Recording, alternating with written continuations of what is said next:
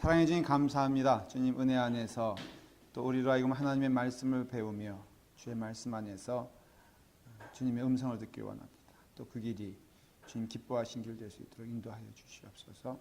예수님의 이름으로 기도드리옵나이다. 아멘. 오늘은 사무엘상 18장을 피십시오. 사무엘상 18장 조금 그 뒤에 부분을 더 정리해드리고 그리고 이제 18장 나갈 겁니다. 자, 성경을 좀 이렇게 크게 볼 필요가 있다 그랬죠. 근데 뭘 이렇게 드시나? 아 그래요? 우리 소개 안 해도 되죠? 예, 그냥 우리 얼굴 보고 인사하고 느낌으로 그냥 인사하십시오. 예. 예, 그래요. 이분이 원래 이렇게 좀 이상한 분은 아닌데 반가운 마음에 지금 인사하시는 것 같아요. 구약성경은요, 제가 지금 반복해서 말씀을 드릴게요. 이거는 몇 번 들으실 수도 있어요. 크게 구약은 어떻게 이루어져 있습니까?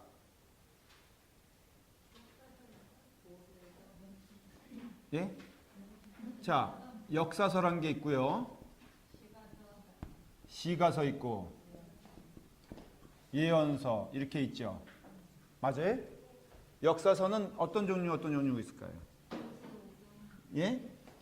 모세오경? 열상하, 그 다음에 사무엘상하, 역대상하 이런 것들이 있죠. 또 뭐가 더 있겠죠? 뭐 출애굽기도 역사, 여기 모세오경에 들어가니까 사사기도 있고요. 이런 것들은 역사적인 내용을 기록한 거예요. 그래서 그걸 보면 이스라엘의 역사, 하나님의 역사를 볼 수가 있죠. 시가서는 말 그대로 시편, 잠언, 전도서, 예? 욥기. 욥기는 좀 애매해요. 근데 욥기 이런 것들은 시가서예요. 역사서가 아니죠. 그 다음에 예언서는 그냥 말 그대로 예언서는 두 개로 나눠요. 대예언하고 소예언이 있죠. 대예언과 소예언은 왜 이렇게 대자 소자를 붙였다 그랬습니까? 뭐 저기 접시가 커서 특대고 작아서 소자는 아니죠. 분량이에요. 그래서 예레미야서는 대예언서예요. 이사야서도 대예언서예요. 근데 미가서 같은 경우는 소예언서예요. 그거는 그 사람들이 그 비중이 크고 작고 그런 뜻이 아니라 분량 차이예요. 분량. 그러니까 큰 것들을 대예언서라고 했고 조금 몇 장씩 되는 것들은 소예언서라고 했어요. 그래서 이렇게 이루어지죠. 그 다음에 자 창조가 있었어요. 그 다음에 뭐가 있죠? 그 다음 뭐가 있죠? 네?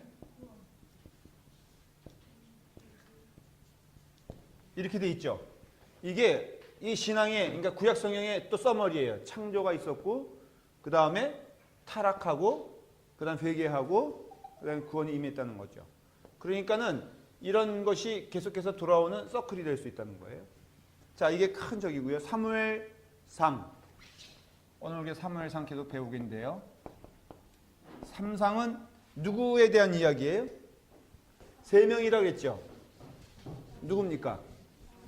사무엘, 사울, 다윗에 대한 이야기예요. 그래서 사무엘상을 공부할 땐 꼭 3사람만 기억하면 돼요. 거기에 곁다리로 오는 게 뭐 요나단도 있고 그 미갈도 있고 그리고 또 뭐 여러 사람도 있잖아요. 그렇지만은 사무엘상에서는 첫째 누구냐 하면은 사무엘이 나오고 여기는 부수적인 사람들 뭐 한나 기억하시죠? 한나 이런 사람들 있고요. 한나가 있으면 또 누가 있는 줄 아세요? 기억나세요? 분인나 화가 나가지고 맨날 화난 사람 분인나 이런 사람들이 있고요. 그 다음에는 사울이 있어요. 역사적으로 순서대로 따지면 사울은 첫 번째 왕이죠. 이스라엘에. 근데 이 사람은 왕의 노릇을 한 게 아니라 다윗 미워하다가 인생 망한 사람이에요. 그래서 여러분 기억해야 될 거는요. 미움은요, 백해무익하고 자기를 망가뜨리는 가장 무서운 병이 뭐냐면 미움이에요. 그리고 미움과 연결되어 있는 것이 질투. 교만도 질투의 하나인 거 아세요? 교만과 질투, 미움은 다 누구와 연결되어 있나요? 라고 물어보면 네?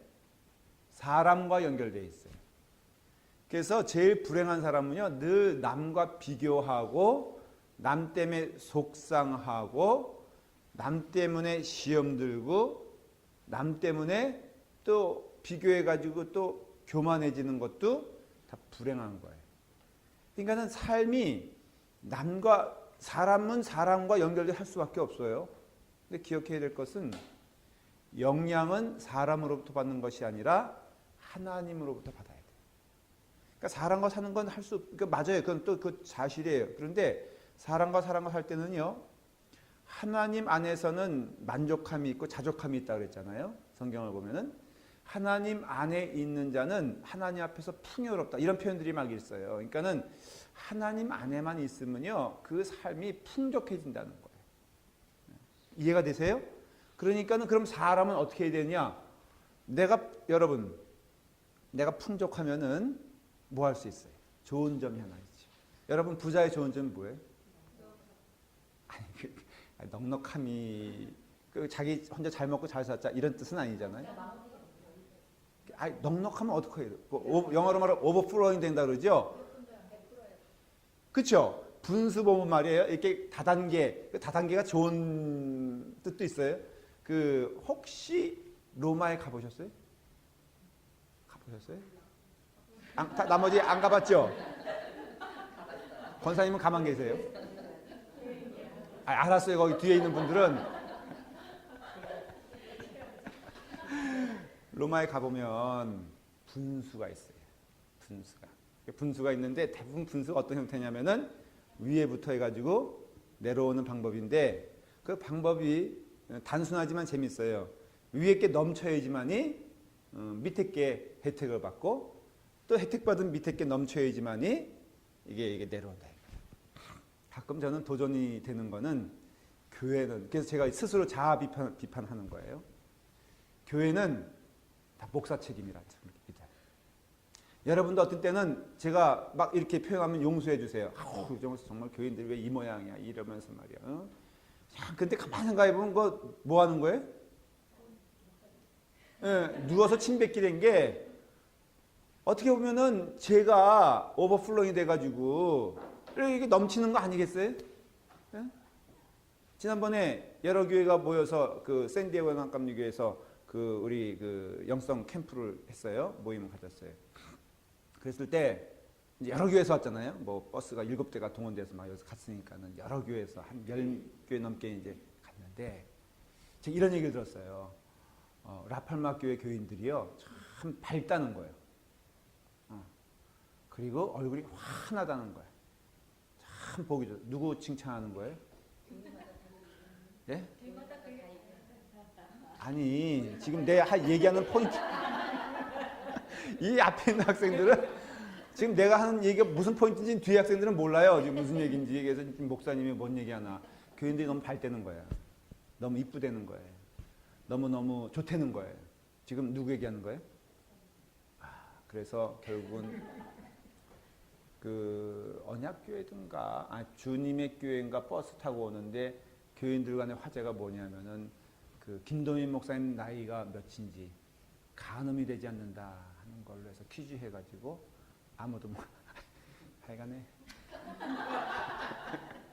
제가 뭔 얘기하다 제가 이렇게 됐었죠? 교만, 맞아. 맞아. 오버플로잉. 감사해요. 하나님과 긴밀한 관계를 가지면요, 내 삶에 넉넉함이 있잖아요. 그럼 넉넉함이 있으면요, 이것을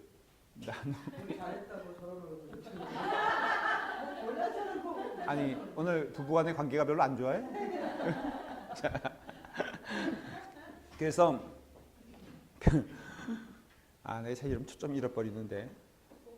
오버플로잉. 오버플로잉이 굉장히 중요한 거예요. 그러니까 하나님과의 관계가 돈독해지면요, 그 삶에는 넉넉함이 있어요. 넉넉함이 있으면은 사람들과 관계 굉장히 어떤 때는 이렇게 보면은 이게 자기가 들어와야 됐을 때 문제가 생기는 관계도 저 사람이 하는 말, 보는 눈빛이 범상치 않다는 거예요. 나에 대해서 보는 눈이 뭔가 지금 저 사람이 나에 대해서 못마땅한 마음이 있다라고 얘기하는 경우를 참 많이 들어요. 근데 가만히 생각해 보면 솔직히 물어볼게요. 여러분들 남에 대해서 관심이 이렇게 많아요? 없죠? 그러면 기억하십시오. 남도 여러분들에 대해서 이렇게 별로 관심이 없어.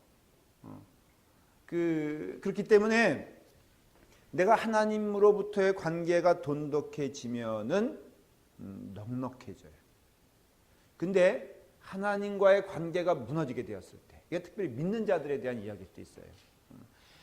넉넉하지 않고 그 다음에 말라지게 되면은, 메마르게 되면은 사람들에게서 관계가 형성이 되기 시작해요. 나쁜 의미에서. 그래서 사람들이 어떻게 얘기하나, 어떻게 생각하나, 또 사람들에게서 보여준 내 명성과 평판은 어떤가에 대해서 궁금해지기 시작하고 걱정되기 시작하죠. 그 다음에 그것이 나중에는 누구 한 사람을 지목하기 시작하면은 저 사람 때문에 뭐 이런 경우를 보게 돼요. 이 문제가, 이게 사울의 전형적인 삶이에요. 지금 제가 말한 이 많은 이런 얘기들이 다 누구에게 지금 집중되어 있냐면은 사울이 이런 사람이었다. 그리고 결국에는 망하게 되더라고요. 망하게 되는데 다윗은 또 너무 그 점에서는 우리가 본받아야 될 것이죠. 전혀 그런 것을 발견하지 못해요. 근데 다윗이 그런 모습은 시편을 통해서, 시편의 그 절반 이상이 다윗이 쓴 것이고, 어떤 그 성경학자들은 아니다, 3분의 2 이상, 왜냐하면은 거기 제사장들이 쓴 것도 다 다윗의 영향력에 의해서 쓰여진 것이라고 한다면 시편의 거의를 사실은 다윗의 영성, 다윗의 고백으로 이루어진 것이다 이렇게 말을 하는데, 거기 시편을 쭉 살펴보면요, 이 사람이, 전 다윗이라고 인정하고 얘기하는데 얼마나 어두운 길을 걸어갔는지 몰라요. 두려운 상황에 처했던 경우도 참 많아요. 사실은 시편 23편도 여러분들은 평안하게 이해를 할 수 있는데 엄청나게 원수의 목전에 있는 상태, 원수의 앞에 있는 상태를 말하는 거거든요. 그러니까 두렵고 떨리는 때에 이 사람은 여호와는 나의 목자시니 내게 부족함이 없다는 거예요. 시편 23편 보면요, 그 상황은 굉장히 풍랑 속에, 풍랑 앞에 있는 영혼이라고 할 수 있는데도 그 영혼은 여호와는 내게 목자시니 내가 부족함이 없으리로다, 나를 푸른 불밭에 누이시며 푸른 초장으로 인도하신다는 이 아주 어떻게 보면은 평안한 이 사랑. 마치 뭐 세상의 노래도 좀 어떤 때 우리가 들어야 되는데, 여러분 에버그린이라는 노래 들어보신 적 있어요? 응팔 보셨어요?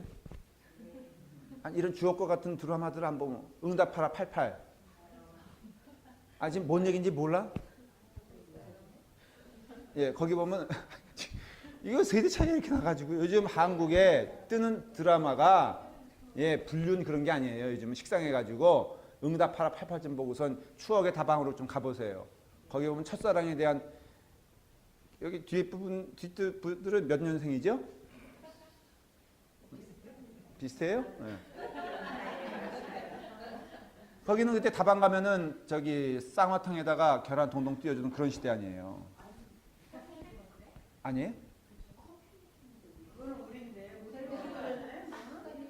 그게 중요한 게 아니고, 그러니까 거기 보면 에버그린이라는 노래가 촥 나오거든요. 에버그린. 예?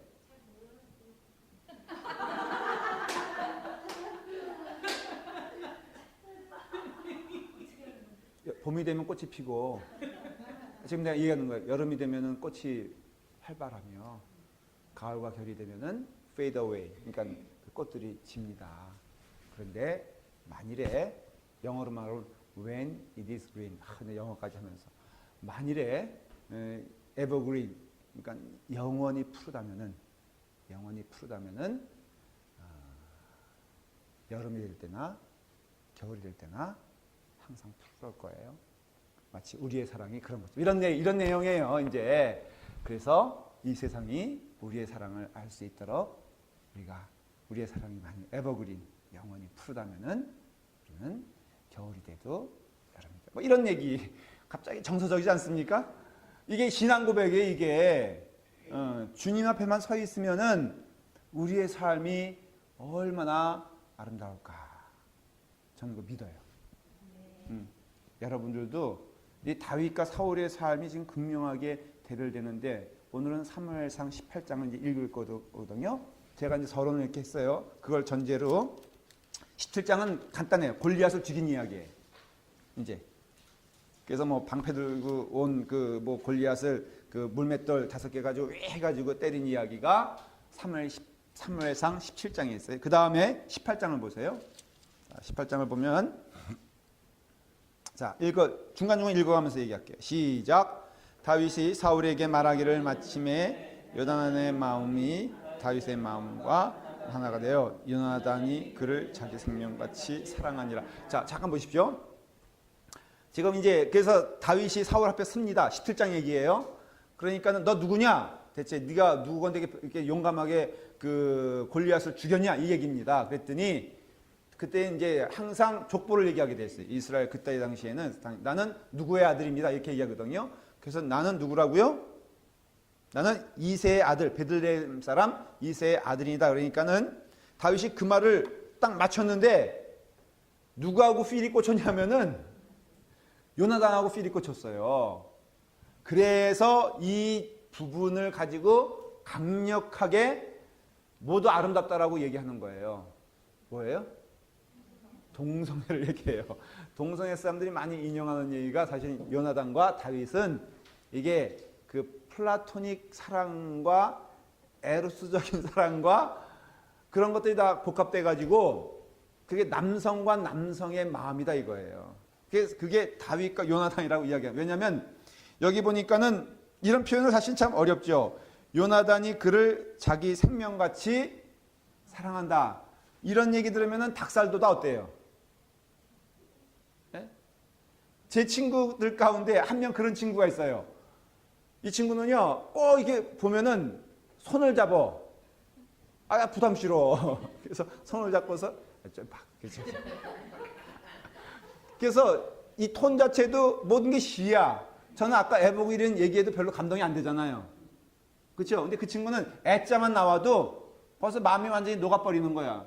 그래서 도민아, 내가 정말 너를 내 친구로 생각하면서 그러면 제가 막 이렇게 소름이 끼치는 거예요. 더군다나 눈을 지그시 바라보면서 야 부담스러우니까 눈 좀 내리깔고 얘기해라.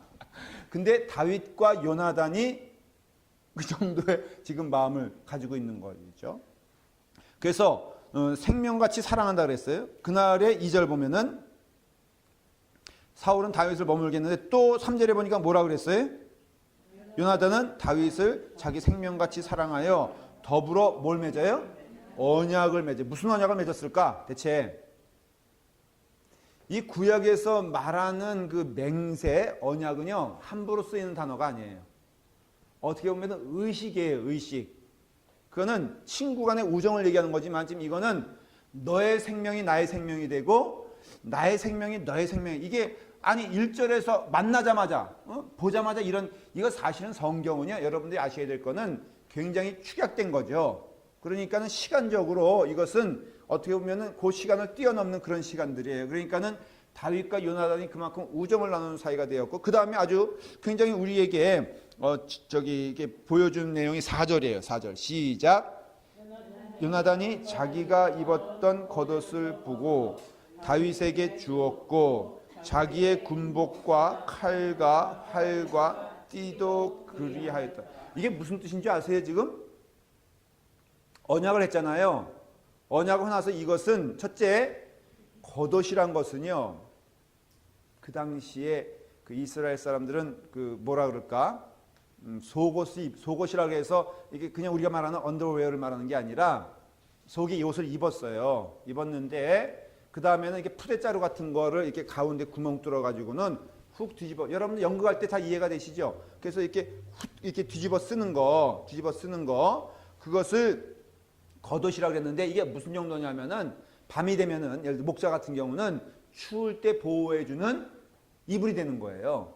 그러니 이 겉옷이란 것은 사실은 굉장히 자기에서는 뭐가 뜻하냐면 상징적인 의미에서 보호해 주는 것을 의미하는 것이죠. 그 다음에 또 여기 보니까는 뭐가 있었냐면은 군복과 칼과 활과 띠. 이거는 뭐예요?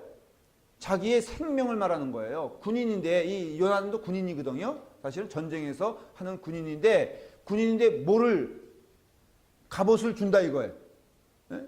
그 다음에 뭐 활을 준다는 것은 자기의 생명보다 더 귀한 존재가 되었다는 것을 의미하는 거예요. 지금 5절 다윗은 사울이 보내는 곳마다 가서 지혜롭게 행하며 사울이 그를 군대의 장으로 삼았더니 온 백성이 합당히 여기고 다 바울의 신하들도 합당히 여기고 여기서 말하는 군대의 장이란 것은요.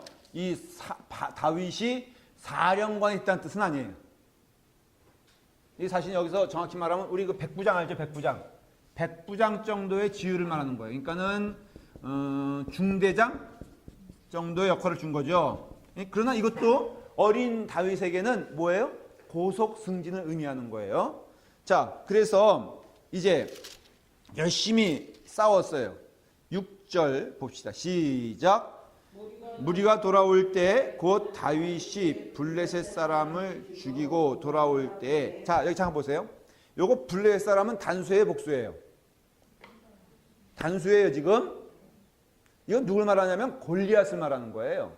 그러면 목사님 골리앗 죽인 지가 언젠데 17장에 있었는데, 이거는 그 골리앗을 죽인 다음에 싸움이 계속됐다 안 됐다?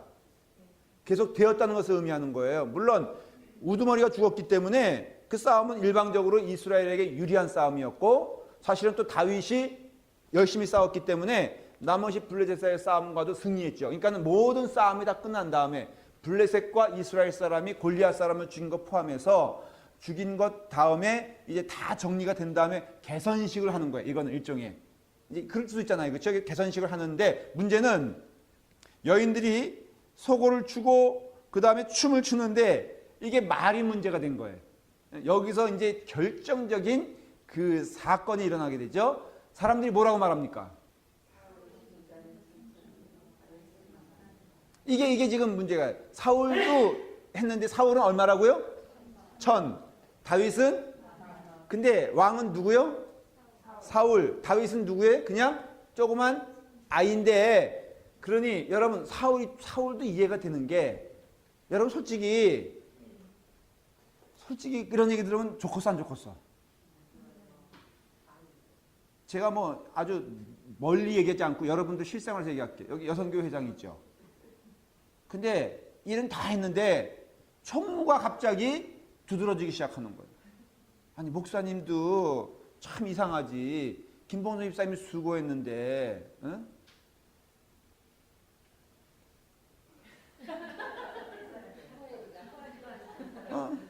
왜 권혜리 집사님이 칭찬을 듣냐 이거야. 수고는, 근데 물론 권혜리 집사님이 이렇게 뭐 소개할, 뭐 할 때 앞에서 했다고 치십시다. 그러니까는 김봉선 집사님은 겸손해가지고 회장이지만은 열심히 했지만은 자기가 그 겸손 또 하잖아요. 그러니까 부회장이나 총무 당신이 가서 뭐 그 인사도 하고 그래. 그러면은 보는 사람 입장에서는 누가 한 거예요? 그러니까는 얘기할 수 있죠. 권혜리 집사님 너무너무 수고하셨어요. 정말 권혜리 집사님이 없으면요 우리 교회는 참 뭐가 잘 안 돼요. 그런데 한마디 하면 되는데 두마디 하고 세마디, 근데 또 거기에다 또 이렇게까지 나가는 거야. 근데 김봉선 집사님 회장인데 쟤 뭐 하는 거예요? 요 말을 하면 안 되는데 그냥 칭찬하면 끝내야 되는데, 회장님은, 김봉선 집사님은 대체 이름만 회장이지 하는 일도 없어. 근데 실제는 누가 다 했어? 했는데, 그러면 김봉선 집사님 물어볼게요. 기분 좋아 나빠? 나쁘죠? 이게 넘어가면은 이게 사울과 다윗의 관계라 이거예요. 그러니까 이렇게 말하는 사람들도 문제지. 예? 그렇지만은 어쨌든 그 얘기를 들었을 때 사울이, 자 8절 보세요. 시작. 사울이 그 말에 불쾌하여 심히 노하여 이르되 다윗에게는 만민을 돌리고 내게는 천천을 돌리니 그가 얻을 것이 나라 말고 무엇이느냐 하고, 자 보십시오. 지금 사울이, 그러니까는 우리 개념은, 우리에게 있어서 왕 루이 14세가 뭐라 그랬어요? 그 유명한 얘기 했죠. 아, 역시 학생은 늦게 오시는데도 답은 이쁘게 살았어요. 이게 짐이 곧 뭐래요? 그래가지고 쫄딱 망했잖아요. 근데 그 왕이란 개념은 그런 개념이 있죠. 그렇죠? 자, 이 라팔마 교회는 누구 교회예요? 근데 사람들은 저보러 김동희 목사님네 교회라고 그러던데. 아, 김동희 목사님네 교회는 교인들도 좋고, 김동희 목사님네 교회는 교육관 이제 건축하고, 그래서 김동희 목사님 교회 이렇게 생각할 수 있잖아요, 실제로. 근데요, 요즘 교회가 병드는 것 중에 하나가 진짜로 이거는 우스갯소리가 아니라 진짜로 그렇게 생각하는 사람들도 있더라고. 교회가 은퇴 목사님이 그러니까는 그 전직 목사님이 은퇴하실 때 문제가 생긴 게 뭐냐면은 내 교회라는 생각이 있어서 은퇴하는 게 어려운 거예요. 실적으로. 그 한국에는 교회들이 다 사단나고 문제되고 후임자와 전임자 갈등 이런 것도 사실은 내가 이만큼 키웠는데, 그래서 제가 물어봤어요. 왜들 그러냐 그랬더니 김동희 목사 또 그쪽으로 가보면은 또 이해가 되는 게 한국엔 돈이 너무 많다는 거야. 그래가지고 제가 그래서 보니까 한 번은 우연히 주보를 봤는데 세상에 한국은요 웬만한 큰 교회들은 단위가 틀려. 헌금이 한 주에 얼마 나오는지 아세요? 아, 내가 돈 얘기하면 좀 그런가? 1억 5천이 나와. 웬만한 한 몇천 명 되는 교회들 이렇게 보니까요. 세상에 헌금이 이렇게 많이 나오지? 계산을 제가 또 할 수 없이 해봤어요. 그랬더니 1년에 52주니까는 한 80억 정도가 되는 거예요. 그럼 80억이면 얼마죠? 미국 돈으로? 800만 불이요? 800만 불? 8천만 불? 세상에. 우리 교회 얼마인지 말하지 않을래요. 근데 그러니까 이 은퇴할 때 이것이 다 후임자에게 간다는 생각이 드는 거예요. 진짜 사울과 같은 마음이 멀리 있는 게 아니라 이거예요. 그래가지고는 이게 문제가 되는 거죠. 내 교회라는 생각이. 사울은 지금 어떤 생각이냐면요. 그날 이후로 그가 더 얻을 것은 나라 말고 무엇이겠느냐. 자기 나라라고 생각하는 거예요. 지금 이스라엘에 있어서 왕의 개념.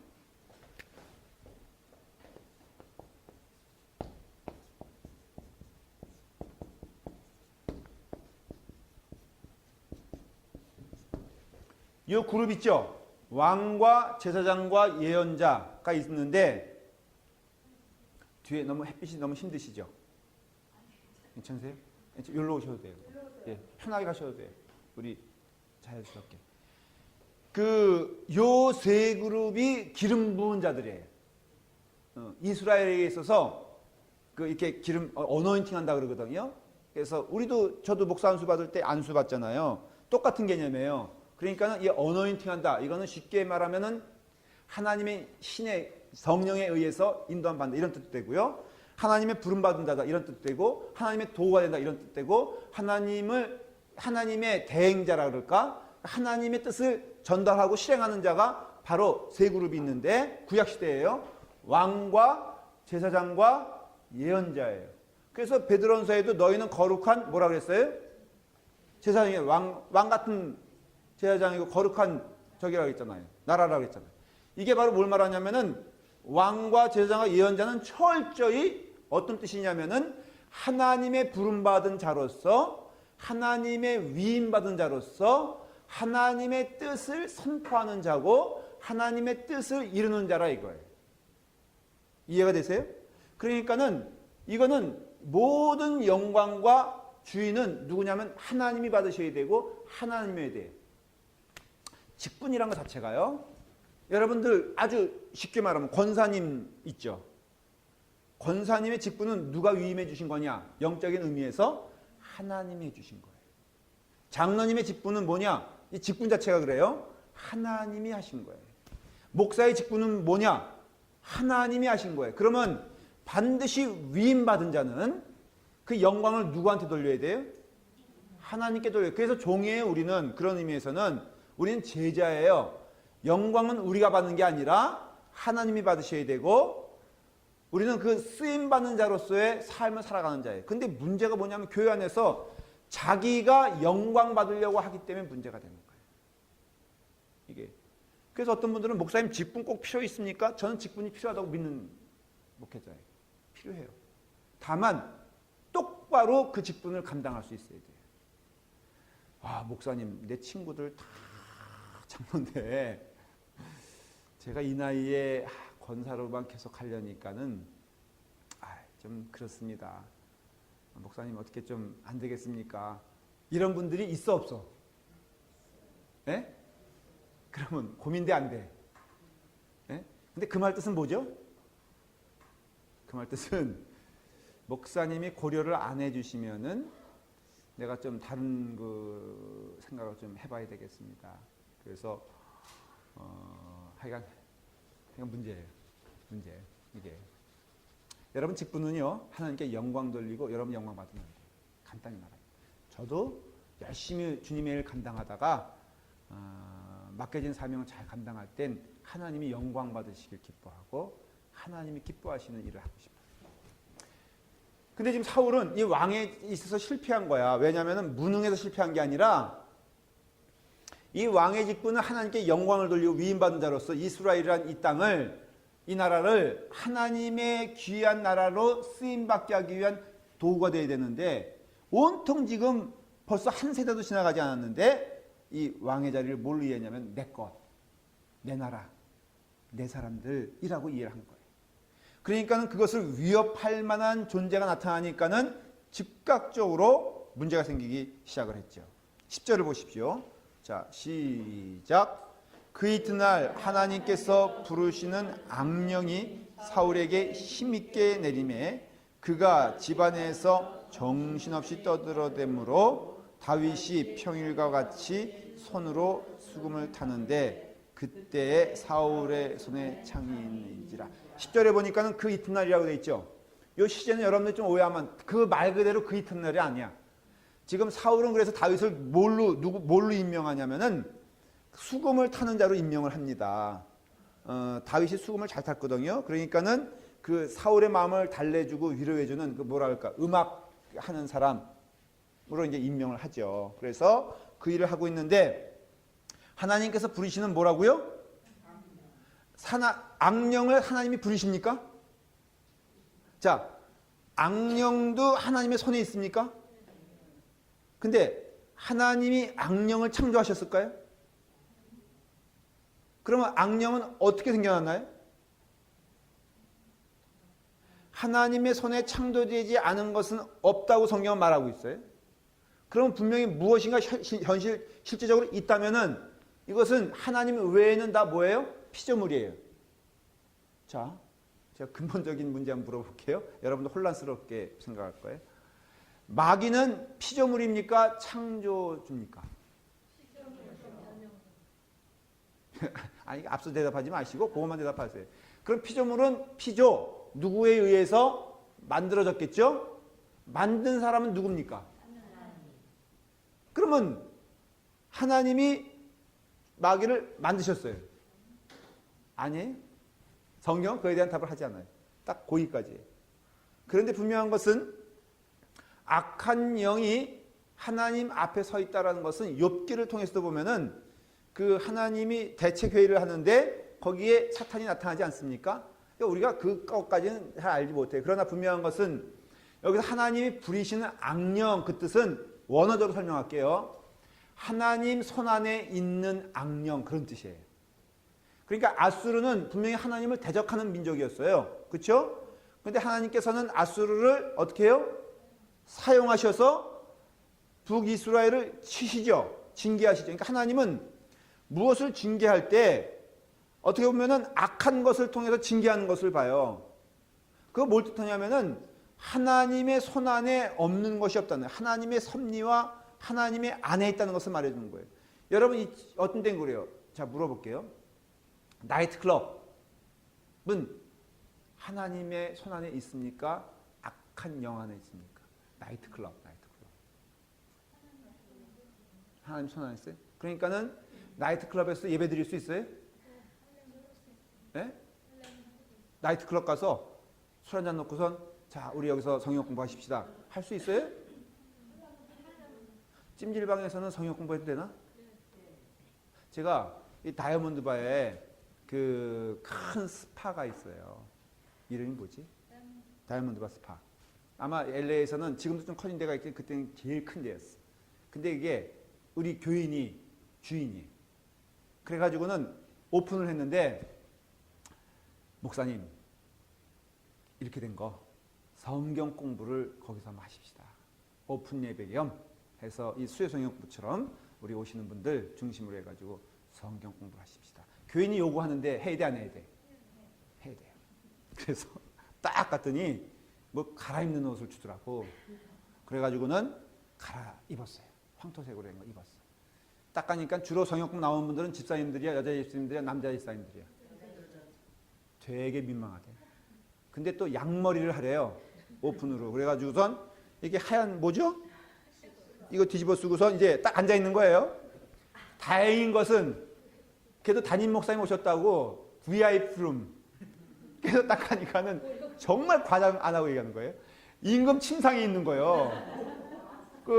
뭐라고 표현하기 어려운데 방은 한 요만한데 보료가 쫙, 여보 당신 자꾸만 앞서가서 얘기하지 마라. 보료가 딱 있고 그 다음에 베개 비슷한 건데 이만한 베개인데 거기 그 봉황 뭐 온갖 가지가 있어. 거기 비스듬히 누워 있는 거예요. 거기 목사님 자리라는 거예요. 그래가지고 이제 쫙 앉아있고 무술이들이 이제 딱 이제 이제 앉아있는 형국이 된 거예요. 여러분들은 무술이야. 그래가지고 양머리하고 그 다음에 뭐 이상한 옷 갈아입고선 그 다음에 성역 공부를 하는데 중간중간 또 어나더 무술이들이 식혜도 날라오고요. 담임 목사님 왔다고. 그 다음에 뭐 삶은 계란도 가져오고 분위기 아주 묘했어요. 딴 사람들 다행히 그 방 안이라서 그랬지. 만일 거기 손님들 막 와구라고 있는데 거기서 우리 성경 공부하십시다. 예? 많이들 해요? 해요. 그러니까 나는 지금 예의를 그렇게 드는 거예요. 나이트클럽에도 하나님이 계신가? 찜질방에도 하나님이 계신가? 우리는 이렇게 생각하죠. 여기는 하나님이 안 계셔. 우리는 그런 경우 많이 있어요. 그래서 마치 뭐 이슬람권에 자칫 잘못 생각하면은 그 땅은 뭐 그게 아니에요. 다 하나님 부르시는 거예요. 근데 자, 이거 한번 생각해 봐야 될 게 있어요. 악령이 먼저 왔을까? 노함이 먼저 왔을까? 지금 예를 들어서 8장에 보니까는 심히 사울이었다 그랬어요. 이건 노했다는 것은 어디서 나오는 거겠어요? 내 마음속에서 나오는 거예요. 지금 막 누가 준 거 아니에요. 여러분 누가 이거 사실은요 자꾸 핑계대지 말아요. 내가 저 사람 때문에 정말 못 살겠다 그러는데 저 사람 때문에 못 사는 게 아니라 내 마음의 질투가 나를 못 살게 하는 것이고 내 마음의 교만이 나를 무너뜨리는 것이고 이런 것들이 다. 자, 근데 내 마음에 막 불같이 올라오는데 악령은 어디서 들어온 거예요? 여기서 보니까 악령은 내 마음에서 나온 거예요? 외부에서 들어온 거예요? 그래, 이거 표현으로 말하면은 악령, 악신 이것은 외부에 들어온 거예요. 우리를 말하면은 정말 여러분들 이렇게 우리가 모르는 그 영적 세계가 있을까 질문할 때가 있어요. 무당이 예언할 수 있어 없어요? 있어요? 믿으세요? 그럼 왜 안 가? 그걸로? 여러분 그런 영적 세계가 있어요 분명히. 지금 사울이 지금 하는 행동이 그런 영적 세계에 있어서 악령들의 모습들을 이제 하는 거예요 점점점. 근데 우리는 그 전에 하나 깨달아야 할 것은 내 마음에 뭐가 있어요? 심히 노했다는 것은 이미 내 마음 가운데 내 영이 메스업됐다는 거예요. 거기에 자 신약 성경에도 보면 예수님 그때 보면 누구에게 악한 영이 들어가냐 이야기들이 나와요. 모습들 신약에 가르쳐져요. 여러분 이 가운데 악한 영이 있다고 하십시다. 이게 좀 무서운 얘기일 수도 있어요. 누구에게 들어가는 거예요. 누구에게 들어갈까? 네? 약한 사람, 악한 사람, 교만한 사람. 그럼 여기 가운데 누가 들어갈 것 같아요? 자, 쭉 스캐닝 한번 해보세요. 누군가 들어간죠? 제가 귀신 들린 청년을 봤어요. 목회하면서 만난 친구인데 이 친구가 어떻게 귀신이 들렸는가라고 얘기를 하기 시작했어요. 근데 이 친구가 딱질 맞았어. 좋아하는 청년이었는데, 남자 청년인데 좋아하는 그 어느 개척교회 같은 곳에 갔는데 반주자가 그렇게 이쁘더래요. 여러분, 여자가 피아노 치면은 못생겨도 어때요? 이뻐 보여요. 뭐 백사모님 보고 얘기하는 건 아니에요. 집사람 보고 얘기하는 거 아니에요. 이 음대 출신들이거든요. 하지만 여기서 솔직히 제일 돋보이는 사람이 두 사람 아니겠어? 이제 이렇게 해서 이제 들어가는 거예요, 악신이. 근데 그걸 설명하는 거예요. 근데 이 청년이 개척교회 갔는데 피아노 치는 그 여자 반주자에게 너무너무 마음이 꽂힌 거예요.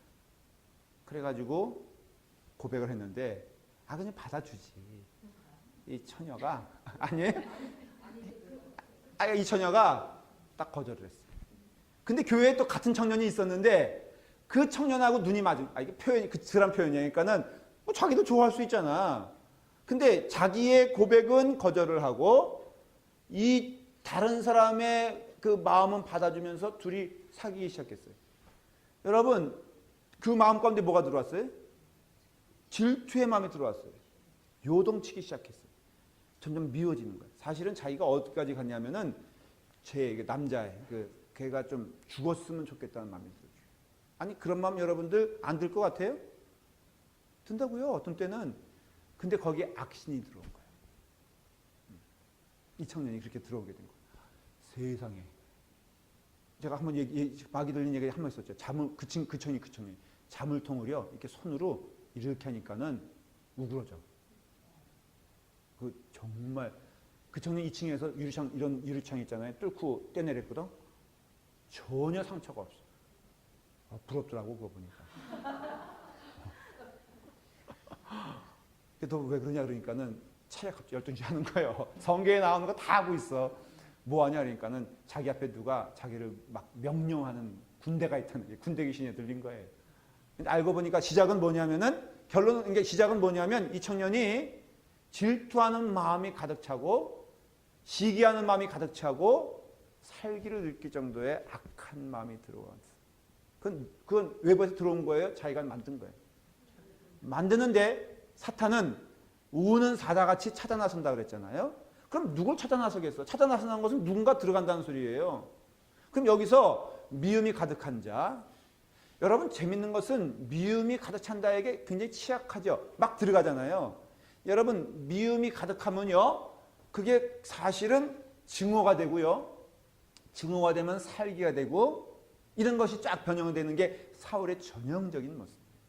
그래서 여기 보니까는 자, 심히 노했습니다. 시간적으로. 그 다음에 10절에 보니까는 악령이 들어왔습니다. 여러분 노한 것은 8절이고 악령이 들어온 것은 10절이에요. 그러니까 이 말씀을 통해서는 우리가 깨닫게 되는 게 뭐냐면은, 악한 영이 들어와 그를 노하게 만든 것이 아니라 노하여 악한 영이 들어온 것을 알 수가 있어요. 이것이 성경적인 해석이에요. 다시 말씀드릴게요. 악령이 들어왔기 때문에 악해진 것이 아니라 악했기 때문에 악령이 들어온 거예요. 노했기 때문에 악령이 들어온 것이고, 그 마음 가운데 악하고 나쁜 마음을 품었기 때문에 그 영이 악령에 사로잡힌 자가 되었다 이거예요. 자, 10절에 11절에 보니까는 사울이 어떻게 해요? 그 창을 던졌으나 그의 앞에서 다윗이 어떻게 했다고요? 피했어. 몇 번? 이건 뭘 말하는 거예요? 자, 여러분 우발적인 게 있을 수 있죠. 그렇죠? 근데 여기서 2번이나 피했다는 것은 사울이 몇 번 던졌다는 것을 의미하는 거예요? 2번이 실수야 아니야? 아니에요. 계획적인.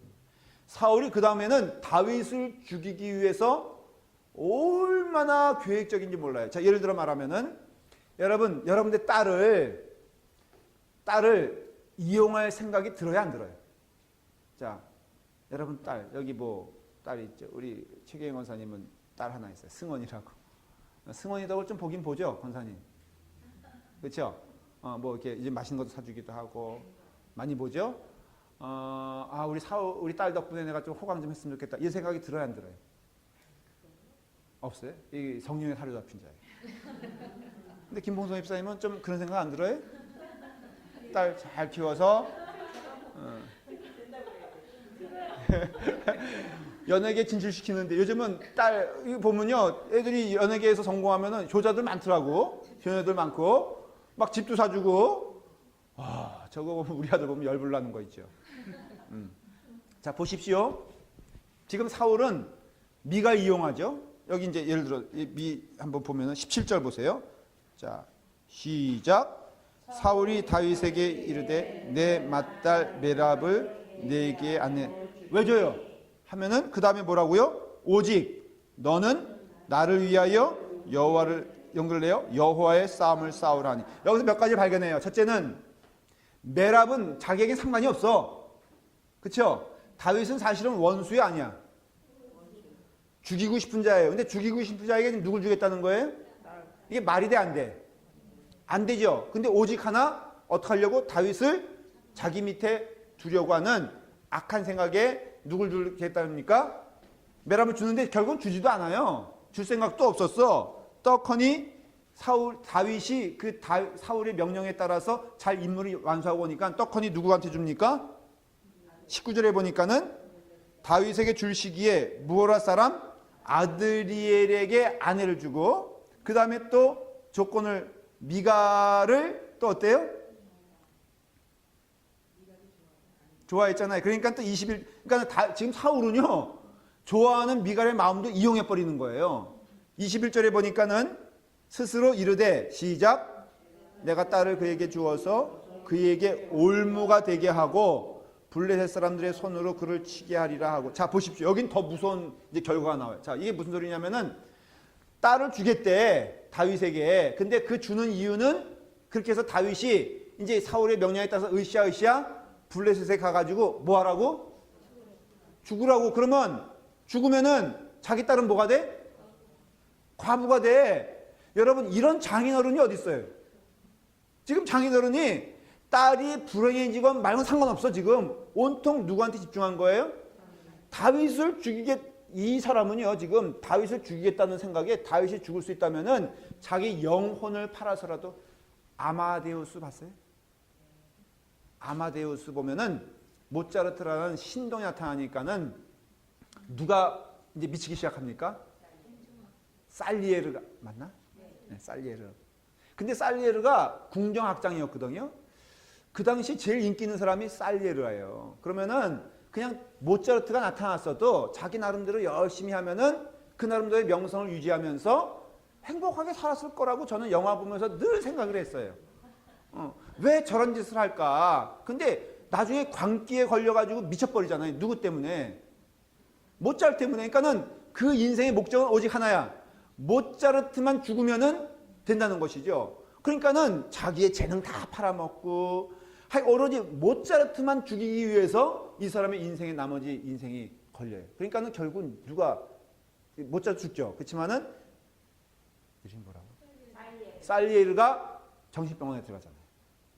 그러니까는 지금 사울은요 다윗을 죽이기 위해서는 딸내미도 이게 마치 제가 딱 이 말씀을 읽으면서 누구 생각하냐면 라반을 생각했어요. 라반. 왜냐하면 비슷해요. 야곱이 이제 라헬을 사랑해가지고 그러니까 약속을 하죠. 라헬을 주겠다. 근데 몇 년? 7년 동안 일해야 된다. 그래서 7년 동안 야곱이 열심히 일을 했어요. 그래서 라반에게 큰 부를 제공해 줍니다. 7년 됐을 때 누굴 들여보내죠? 레아를 들여보내죠. 왜? 두 가지 목적이에요. 하나는 첫째 딸 빨리 해치워야 되는 게 문제고 두 번째는 라헬을 포기하지 않을 줄 알았어요. 라반은. 야곱이. 그러니까는 라반이 또 다른 7년을 얻기 위해서 이미 계획이 있는 거예요. 그래서 아주 말이 술술 나오죠. 네가 어나더 7년을 더 봉사하면은 내가 라헬을 주겠노라. 해서 라반은 딸들을 이용한 아버지가 됐죠. 그러니까 사울도 지금 온 사람들을 다 이용하여서 다윗을 죽이려는 일들을 하는 거예요. 자, 이런 이야기들이 쭉 나오게 됩니다. 이제 좀 여기까지만 마치려고 그래요. 자, 여러분 오늘 말씀을 통해서 주는 메시지 딱 하나예요. 여러분 마음 가운데 하나님 기뻐하시지 않는 마음이 생기면은 그것은 사탄이 틈을 주는 것이다. 사탄이 어떤 자에게 임하게 되느냐, 악령이 어떤 자에게 임하게 되느냐, 쉽게 말할게요. 시기하는 자, 질투하는 자, 교만하는 자, 원망하는 자, 이런 자들에게는 사탄이 들어옵니다. 악령이 들어옵니다. 우리 한국에서도 가끔 이렇게 보면은 그 뭐 접신 들리고 막 귀신 들린 자들 가만히 보면은 제가 한번 분석을 해봤어요. 정말로. 그랬더니 그냥 상태에서는 절대로 귀신이 들어오지 않아요. 있는 걸 전제로 하는 거예요. 있어요. 영적인. 절대로 그냥 있는 상태로 들어온 게 아니라 어떠한 일이 생겼을 때, 내 마음이 흔들렸을 때, 내 마음 가운데 분이 가득 찰 때, 내 마음 가운데 교만이, 내 마음 가운데 섭섭함이, 내 마음 가운데 악한 마음이 들어오게 되었을 때 반드시 거기서 끝나는 것이 아니라 거기에 악령이 들어온다는 거예요. 조심해야 돼요. 그래서 사울을 통해서는 우리의 인생을 바라보게 되고 여러분들이 어떻게 살아가는 것이 하나님 기뻐하시는 일인가를 보게 됩니다. 기도하겠습니다. 아버지 하나님, 하나님의 말씀 안에서 하나님의 뜻을 보게 하시니 감사합니다. 아버지 하나님, 다윗과 같이 하나님 앞에 온전한 자가 되게 하여 주시옵소서. 하나님 앞에서 정직하며 하나님만 바라보며 하나님의 뜻에 순종하는 영혼 될 수 있도록 인도하여 주시옵소서. 사람 보지 않고 사람 가운데 우리의 마음 뺏기지 아니하고 하나님 바라보면서 살아가는 주님의 귀한 종들 될 수 있도록